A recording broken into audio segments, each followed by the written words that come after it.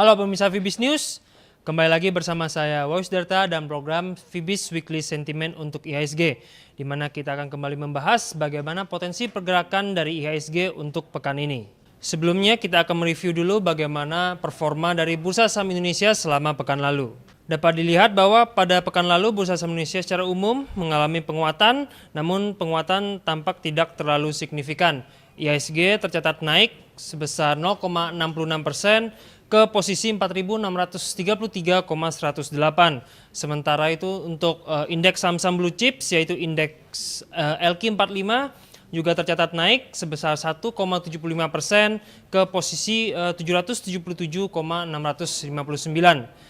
Secara sektoral pun dapat dilihat performanya cukup mix, di mana sektor infrastruktur tampak membukukan kenaikan paling signifikan sebesar 4,14%, sedangkan sektor properti justru kembali mengalami penurunan yang tajam, yakni turun sebesar 4,36%.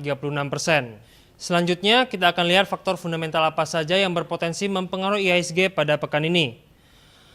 Untuk minggu ini tampaknya fundamental positif cenderung lebih dominan. Yang pertama adalah Bank of Japan pada pekan lalu menyatakan bahwa mereka masih akan mempertahankan program stimulusnya. Selain itu, BOJ juga melihat bahwa Jepang sendiri ada indikasi bahwa perekonomian Jepang mulai pulih secara perlahan saat ini. Lalu yang kedua juga datang dari pernyataan Bank Sentral Amerika Serikat, di mana Bernanke menyatakan bahwa The Fed juga masih akan mempertahankan kebijakan akomodatifnya untuk beberapa waktu ke depan. Tampaknya The Fed masih perlu melihat adanya indikasi lebih lanjut dari membaiknya perekonomian Amerika Serikat sebelum mempertimbangkan kemungkinan penarikan program stimulusnya. Lalu yang terakhir adalah di awal minggu ini pertumbuhan ekonomi China untuk kuartal kedua 2013 dilaporkan sebesar 7,5%. Angka ini dianggap atau dinilai sesuai dengan yang diekspektasikan oleh para ekonom. Selanjutnya beberapa data penting yang perlu diperhatikan pada minggu ini antara lain adalah data core retail sales dan retail sales dari Amerika Serikat yang akan dirilis pada hari Senin. Lalu juga akan dirilis monetary policy meeting minutes dari Australia serta data German ZEW Economic Sentiment dari Eropa pada hari Selasa. Lalu juga akan dirilis data building permits dari Amerika Serikat pada hari Rabu.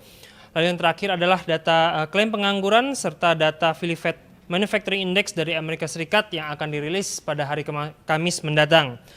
Lalu yang terakhir yang perlu diperhatikan pada pekan ini khususnya adalah pidato dari Gubernur The Fed yaitu Bernanke yang akan dilangsungkan pada hari Rabu dan hari Kamis. Hal ini tentunya akan cukup diantisipasi oleh para investor secara global. Selanjutnya kita akan melihat bagaimana pergerakan IHSG pada chart berikut ini. Dapat dilihat saat ini tampaknya IHSG berada dalam pola yang konsolidatif, di mana resistance yang cukup kuat berada di kisaran 4.820, sedangkan support yang kuat juga berada pada kisaran 4.360. Setelah pada pekan lalu IHSG sempat melemah hingga hampir mencapai support kuatnya di kisaran 4.360, tampaknya saat ini IHSG kembali dalam momentum rebound. Dengan begitu tampaknya secara teknikal IHSG masih berpeluang untuk menguat menuju resistance kuat di kisaran 4.820. Kesimpulannya secara fundamental tampaknya kondisi bagi bursa saham sedikit membaik sementara waktu ini seiring dengan pernyataan dari Bank Sentral Amerika Serikat maupun Bank Sentral Jepang.